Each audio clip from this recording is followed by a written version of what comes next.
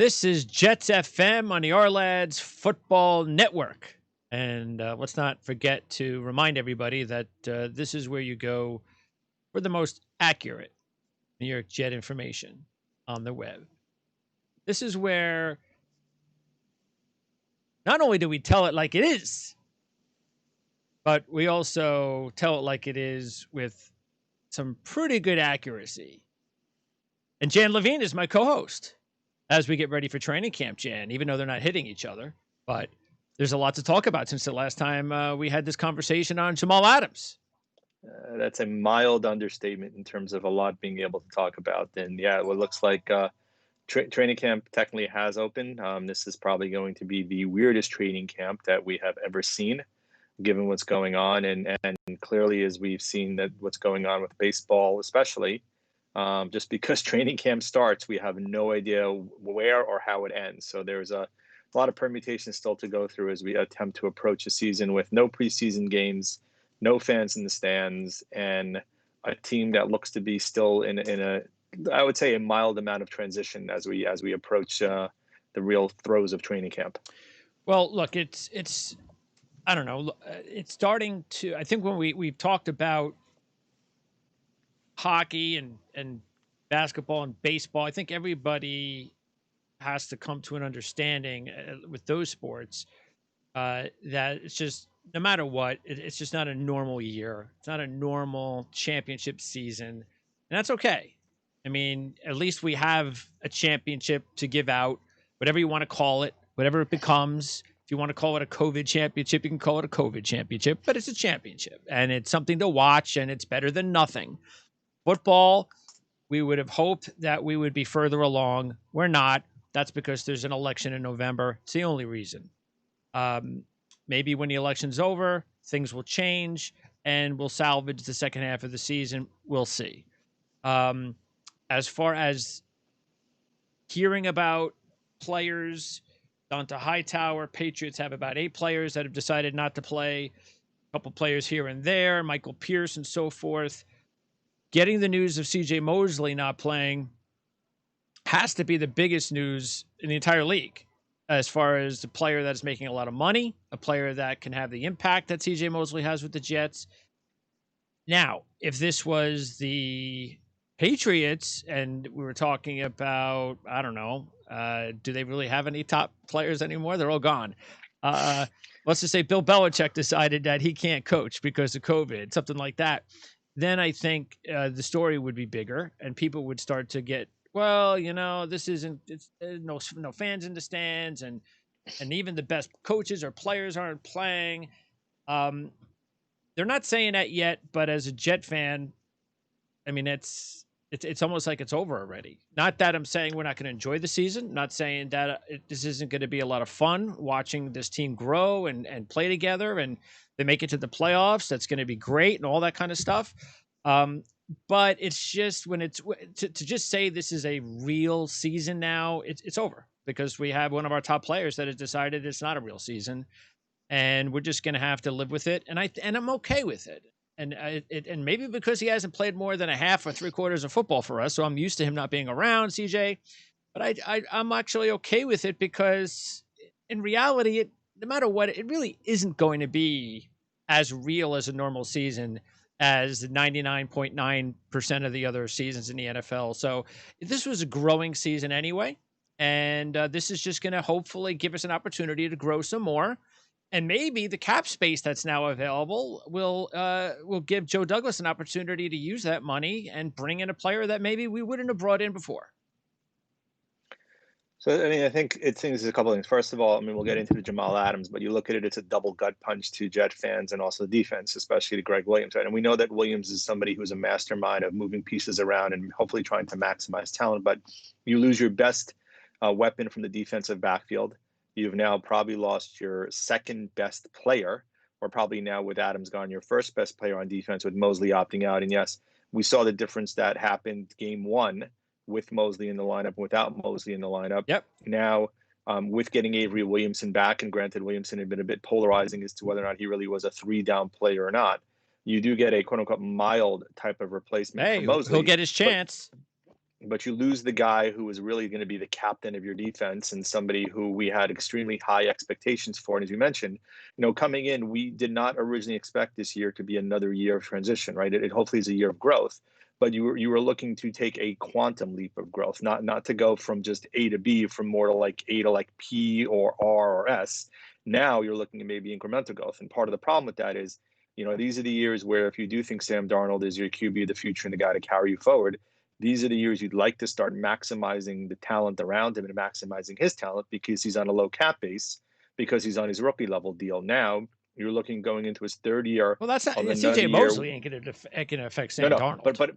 but defensively, That's fine. you're adversely impacted now by losing your top two guys, which impacts potentially the end result that's going to happen in terms of where the bottom line is wins and losses. Yeah, but right? but seriously, do you care about the end result more than Sam Darnold's growth? I think you need a combination of both. Oh, what do you care about more? More? Do you care about them making the playoffs and Sam Darnold not growing? Or do you want them to miss the playoffs and Sam Darnold is definitely now your franchise quarterback? I think this way, if you were going to have the former, the the answer to likelihood that is you were question, going to have Jan. the growth. Come on. You know the Wait, answer. Hold on. You made a comment. Let me just finish. Go Right? ahead. If you said they were going to make the playoffs, your expectation is that came because of the growth. No, I'm telling you it's not. I disagree with you. I don't think they were making the playoffs unless Darnold took a step forward. Sam Darnold does not have to have. It's not impossible. Look, Buffalo made the playoffs last year. I have no idea if Josh Allen was the franchise quarterback. No idea. He was better. And that's what I'm saying. Maybe Sam Darnold will get better. Doesn't mean that he's got to be a franchise quarterback for us to make playoffs. If you tell me that Sam Darnold has taken a quantum leap forward and they haven't made the playoffs, yes, I'll be fine with that. Exactly. That's my point. But my point is I think that him taking a quantum leap forward would have had a large impact on the Jets potentially making the playoffs, of course, which without Adams. But here now we're getting into that. Harder. Why are we even talking about it? It's over. Forget it. So let's just talk about the positives. Let's just move on. It's gone. He's not playing for us anymore, CJ Mosley. So let's think about, like you were saying, Sam Darnold, offense. I'm all with you on that. But CJ Mosley has no impact on whether Sam Darnold's a franchise quarterback. So let's hope that we can stick with the positives of Sam Darnold becoming a franchise quarterback, even if we don't make the postseason. And that's why I'm saying I'm okay with that.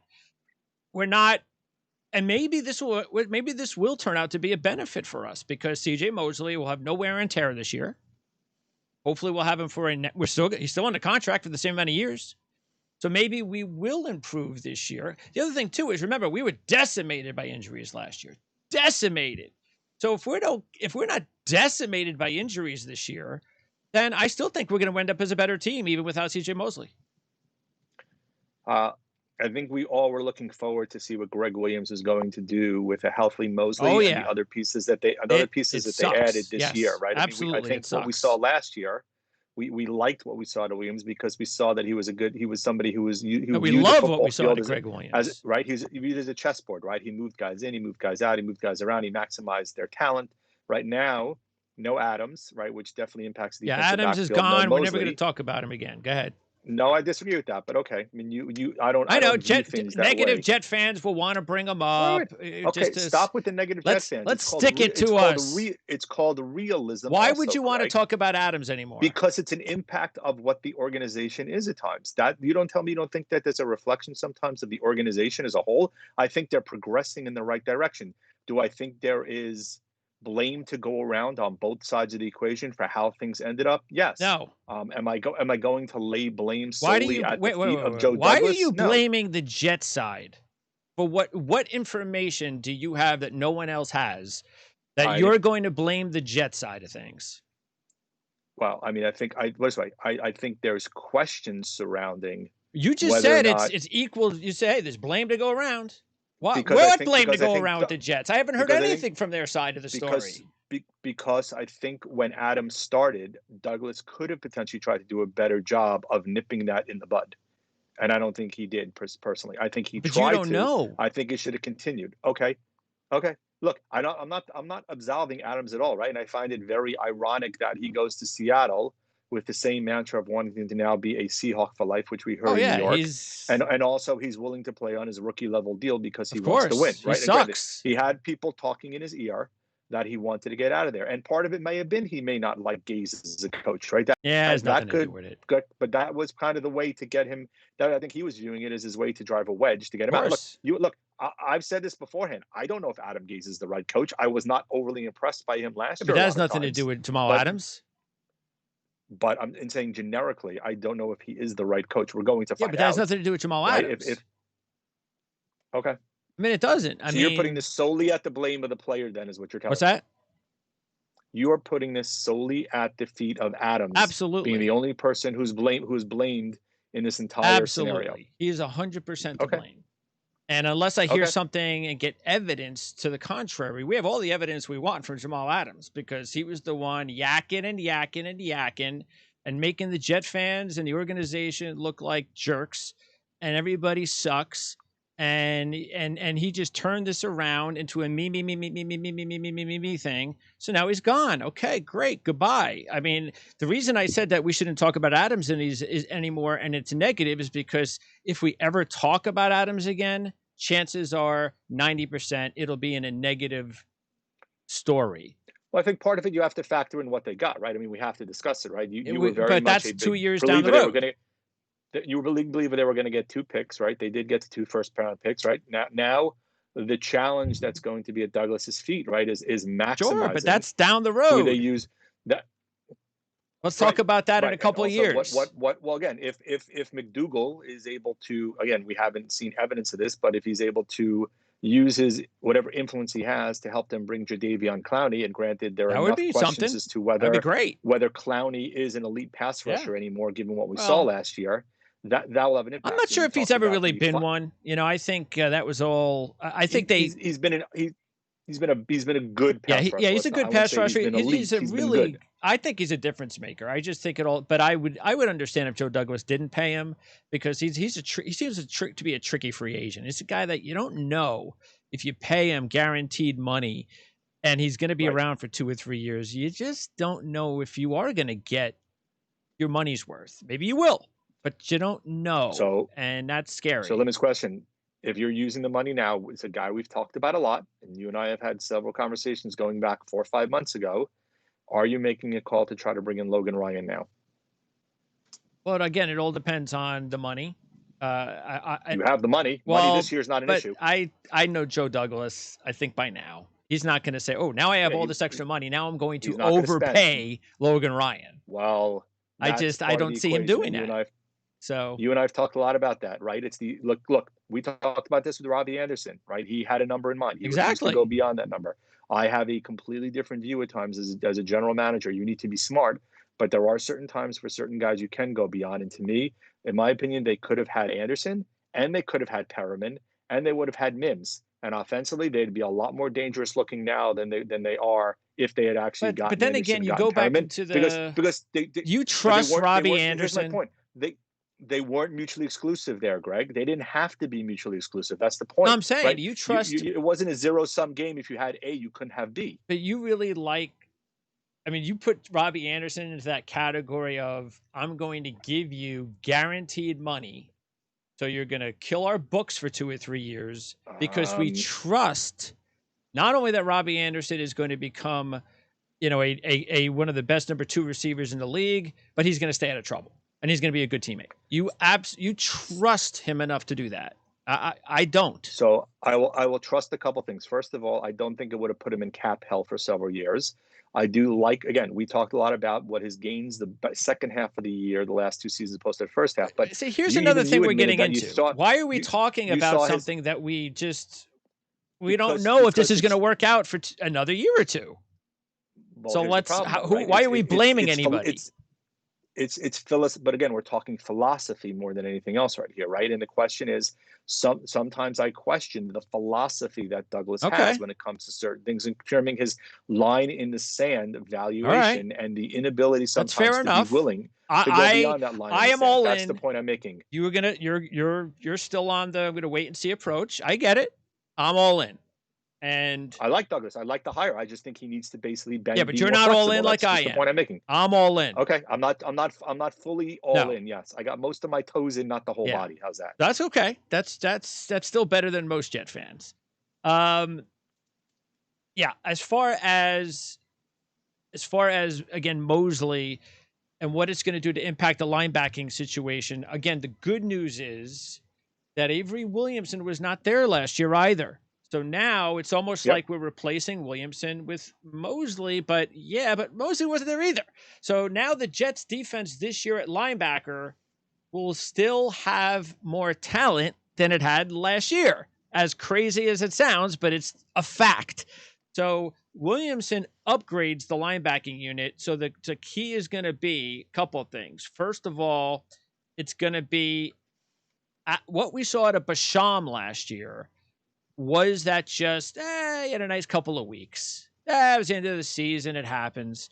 Or is it the beginning of Basham becoming our best outside linebacker, our best edge rush linebacker on this team? And that means elevating himself even over Jenkins. Will he? Because we need somebody to elevate over Jenkins. Jenkins is a nice player, but that's all he is. And we need somebody to elevate over Jenkins. And then obviously we need a superstar, which we don't think we have just yet on this team. This whole deal about, I was reading some of the stuff regarding now that Mosley is gone. You've got Owasu, who was brought in from Baltimore. Look, Greg Williams isn't dumb. He's not going to play Owasu the way the Ravens played him last year because it didn't work.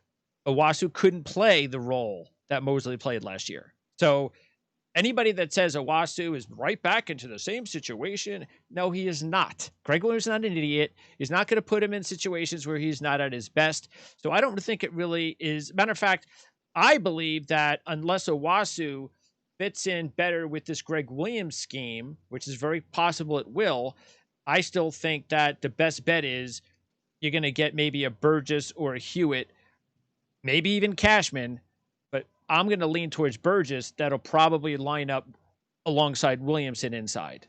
That's how I think. And Owasu is going to be on the outside, competing for the outside I'll agree spot. with that. I think Williamson steps into the Mosley role is kind of what happens. And yes, I'll agree that because you get Williamson back, you're better. I mean, as we talked about, though, the flip side of that is, we originally, as of a week ago, figured we were getting both guys back, right? Really making the defense. Yeah, we were feeling pretty good about that. We expected to help carry this team as kind of the offense works its way through the growing pains of incorporating an entire new offensive line, right? That part of it, obviously, with an offensive line is the cohesiveness and the ability to play together. Well, the lack of preseason games this is one of those areas that's going to hurt you because you don't get to build that cohesiveness during the preseason. Now you're kind of thrown into the season and trying to build that cohesiveness on the fly, which is not easy. Yeah, I mean, I'm okay. I mean, the starting offensive line thing with preseason games, I'm not too worried about it. They don't play a whole lot the first string. And they're going to get a lot of time together now that Winters is gone. I know there's a lot of people questioning why it took so long. The injury probably did have something to do about it. They wanted to make sure he came into camp, what his injury status was. But look, I believe more than 50%, I could be wrong. It just seems the timing of Mosley leaving, Winters then getting jettisoned and more cap space opening up leads me to think that it is possible that Douglas will say to himself, I wasn't really thinking about an Ngakoue deal or a Clowney deal before, but if I have to overpay a little bit now, maybe I owe it to this team. Maybe I owe it to Greg Williams. Maybe I owe it to Adam Gase to give them the best possible team this season to compete for a playoff spot and not have it feel like it's taken away from them with Mosley leaving out of nowhere. And so I am going to overpay a little bit for Clowney or whatever deal I have to make with Jacksonville for Ngakoue. So maybe that's the reason that the extra cap space was freed up. I don't know. So if you're going to choose between the two, I mean, it's money versus draft capital, dealing assets, right? And So there's a couple of things. I'd almost at this point in time rather deal the draft capital because I happen to think Ngakwe is a much better player than Clowney is right now, and I think he could be more of a core member. B, we have no idea what's going to happen with college football this year, Greg. Yeah. Right? We don't know how those draft picks are going to pan out because you don't know if you're going to see the growth of guys or even see guys to begin with. So to me, I take that draft capital and I discount it somewhat because of that, right? Yeah, I'd almost rather see them regarding that, I can't go. imagine the NFL, like if something happens to college football this year and it completely makes things so difficult on the draft in some capacity. I don't know. They have to rethink this year's draft in some way because it just wouldn't be fair. Right, but I mean, assuming you're pushing just everything off a year and hoping things restore to normal, then that's fine. Look, and maybe we do get a quasi-normal year in college. Look, you know that conferences are just doing Yeah. mostly I'm interconference hoping. games. I'm hoping. You're not gonna. I'm You're hoping. not I having hoping those Power 5 schools say, you know what, NCAA, screw you. We're done with you. Then we can finally get our playoff system in college football. Right. So I think the hope is we have something like that, which is why, look, if I can give up a first rounder, Mhm. especially a late first rounder, and get a guy who I think could be the defensive passing rushing end that we haven't had probably since the John Abraham days, Sure. and then maybe you add in a guy like a Logan Ryan at a decent deal because it doesn't seem like people are batting down the doors to sign him. All of a sudden, that defense, which we thought Williams-led defense was going to be good, now takes that step forward because I do think that we don't know what's going to be with this offense right now. Right? It's you know, we're hoping Perriman shows what he did the last 5 games. We're hoping Mins comes in and basically throws away that second round wide receiver bust label that every Jet wide receiver who's been taken in the second round lately has had. Right? You're hoping that Chris Herndon stays healthy. You're hoping that Ryan Griffin is decent. You're hoping that the Bell and Gore combination. But there's a lot of hope and if right now that we don't really have answers to, and a lot of it won't get answered right away. So that to me, if you can strengthen your defense and make that even more the focal point, I think you almost have to do it, especially if you can get guys for more than a 1 year deal to make them a component for down the road, was where you start using those first rounders and those other picks to bring in more offense, which is something we know we need. Yeah, I still think that even let's just say they don't do anything. They don't add any other significant players. I still believe that as long as the offense does their part and they take that big step forward, which we all think is possible and we are all hoping for with Sam Darnold, that I think the defense will be good enough to make the playoffs, even as is. Now, will they be that much better with all these other players? Absolutely. But Adams is now gone. If you don't bring in a free agent and all that other stuff. So I get all of that. But, I'm hoping, look, Quinton Williams, the Jets took him where they took him because he's got the talent to be a star. And with the injury and how young he is, I'm okay with the year he had last year, but no excuses this year. We need to see drastic improvement from Quinton Williams. And if we get that, then that's something we didn't have last year. Again, Williamson, if he can stay healthy, gives us and those other linebackers another year in the system, a little bit more growth. Same thing in the secondary, even though it's still like on paper, look, you still have a lot of young guys there and some cast-offs that have talent and they want to prove themselves. So I still think, all in all, you get these players to play up to their level and you did a good job scouting and drafting these players, then I still think that we'll have a hope that we can have a pretty good defense. But yeah, to be a difference-making defense, you have to have difference makers. And I think the only player on the entire defense right now that has a chance to be a difference maker is probably Quinton Williams. Right now, yeah, with Mosley out and with Adams gone, yeah. I mean, I think we both like May, unless May is used in a capacity similar to what Adams was, but I don't view him as the same type of player. Yeah. I think he's better suited to the role he's currently in. And that'll be interesting, by the way, because McDougal being the exact opposite of Adams, you then say to yourself, okay, well, does Greg Williams believe Marcus May could take on some of that role that Jamal Adams was playing? Or is that partly why Ashton Davis is here? Is that a player there's the guy who's going to be used in that capacity, in my opinion. Yeah. So I think that's the guy who's going to be used that way. Yeah. So that's the thing. I mean, and the only piece I'll talk about is the Winters piece. Look, the only thing I still think the timing is odd, mainly because you in February you talked about having him in camp competing for a role. Now, granted, part of what they may have done of releasing him now is to give him the opportunity to latch on elsewhere, obviously, which he did with Buffalo. But look, here's my view. Unless you're going to use that cap room and desperately needed the cap room Yeah, now, I personally would have rather keep Winters during sure. camp, because you and I both know injuries happen. That's Injuries that's happen in camp that's the regardless if point. there is That's games. why it isn't it isn't it What so isn't that like open up those questions of why did they do it now? Right, exactly. Why do it? Unless, so again, that's what I'm saying, is unless you're going to use that Yeah, capital now, to me, yeah, dumping Winters at this point in time, other than giving the guy a chance to hook on elsewhere right yep, away, to me is a kind of a pointless and a silly move, because you haven't covered your backside risk in case you have an injury on the offensive line. yeah. So that's the point. That's why I think it would make sense. See, I don't think that you have to cut Brian Winters to sign Logan Ryan. So Nope. I think it's got to be Ngakoue or Clowney.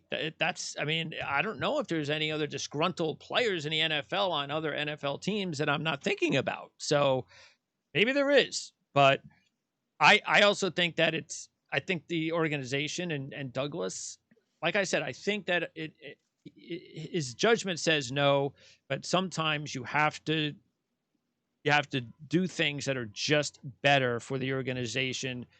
You gotta get them to understand we are going to do everything capable of giving you talent to be successful, and here you are. Here's a nice new toy. Here's my gift to you.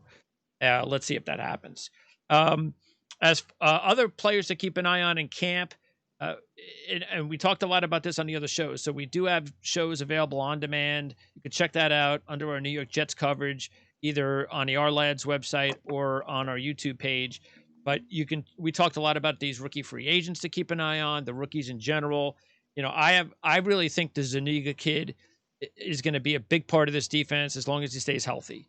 So that's going to be interesting. We saw the development of Fadokasi and Shepard last year.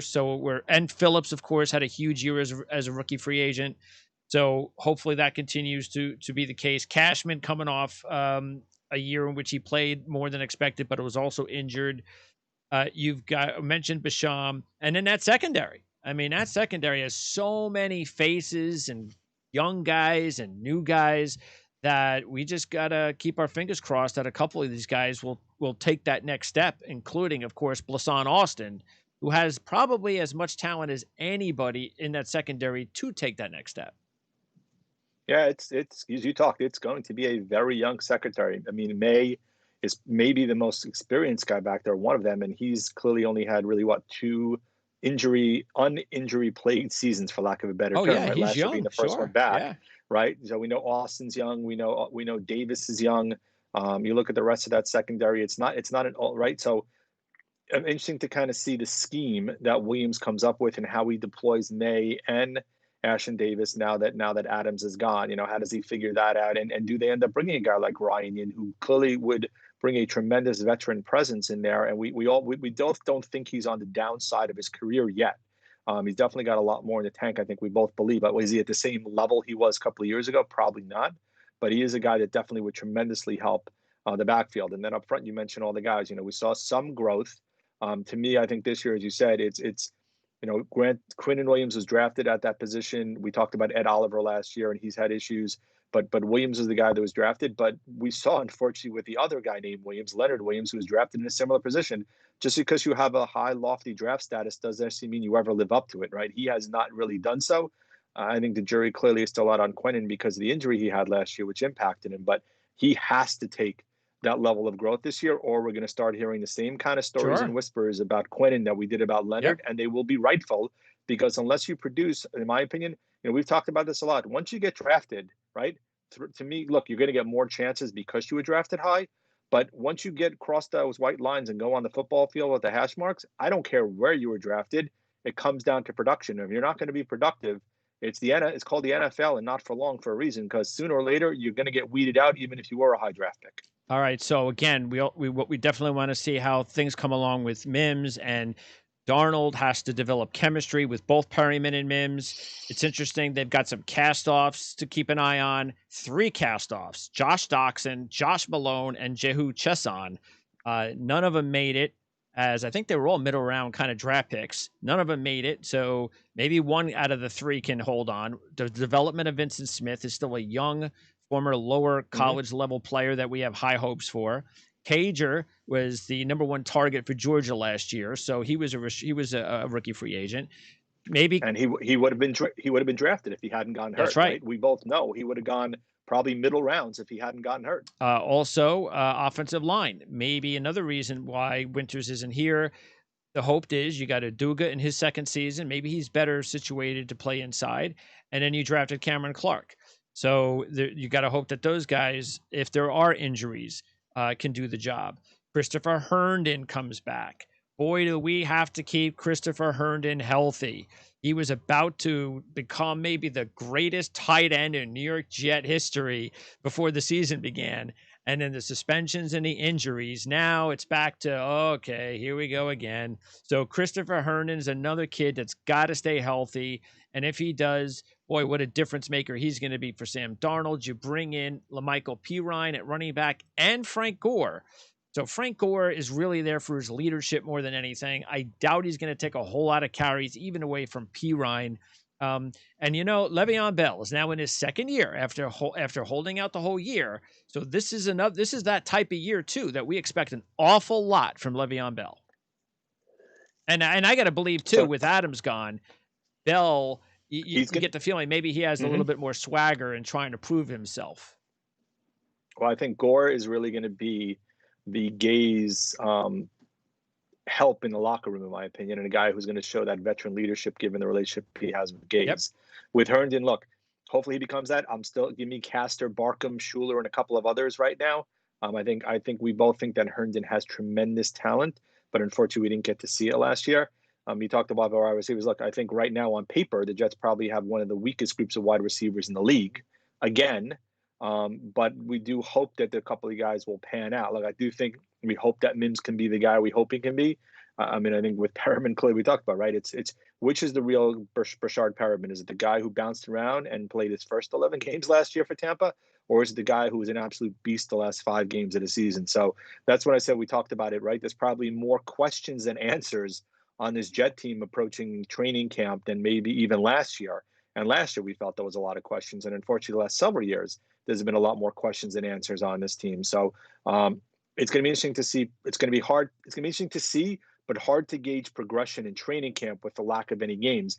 We may not be able to really gauge as to where they are as a team until the season opens and we see what happens the first couple of weeks of the year. And to wrap it up, this is going to be a big few weeks for the special teams. With this is where you definitely miss training camp. I mean, you miss preseason games because getting those kickers out there on the field, even in just a preseason game, is a step up in pressure. And we're not going to see that from Ficken or Maher. So maybe the kicker is not even on this team. It's quite possible the starting kicker, once again, is somewhere else. And Braden Mann, the rookie, is our punter. So we got to hope that Mann comes through, not only as a punter, but also as a kickoff specialist. Yeah, I mean, I look, you spent a 6th-round pick on him. He sure as heck better come through. And, the Jets haven't had a particularly great, we thought Lachlan Edwards was pretty good the first year or two, but clearly he took a step back last year. But given the leg that Mann had, but we also seen guys who've had big legs in college does translate to NFL production, right? So it's not just kicking, right? But it's kicking positionally and it's being able to put the ball where it needs to be, especially inside the 10, inside the 20. And that's where sometimes it's a challenge based upon a different field for college punters to make that transition effectively to the NFL. Yeah, because again, we trust Brent Boyer. We know he's a really good special teams coach, but he has to have he's got to have his kickers, and we'll find out whether or not he finds the right place kicker and the right punter, because we keep our fingers crossed that Braden Mann becomes our punter for the next 10 years. That'll help out tremendously. And also Quincy Enunwa is officially gone. So that was also something that happened since the last time we spoke. We knew he would never play again for the Jets, and now it's official, and I'm sure he's never going to play in the NFL again anyway. He's got to get healthy. So, injuries have wreaked havoc with what we thought was going to be a promising career for Enunwa. All right, Jan. So we'll be back again next week. Right now we have penciled in Tuesdays to talk each week. And I guess maybe we shouldn't be surprised that we had a lot of news to talk about. And let's keep our fingers crossed that we'll have even more good news to talk. Well, more actually, let's not just news, Let's just but say good news. good I think we'll have news. news. Hopefully, it won't be adverse news. Let's Yeah, put it that way. let's a signing. Let's hear some or trade. Let's get on the good side here, because we still have more than a month before the season begins, right? More than a month. Correct. Yeah. I think, yeah, a little more than a month. All right, Jan. Appreciate it. We'll talk to you next time. Sounds good.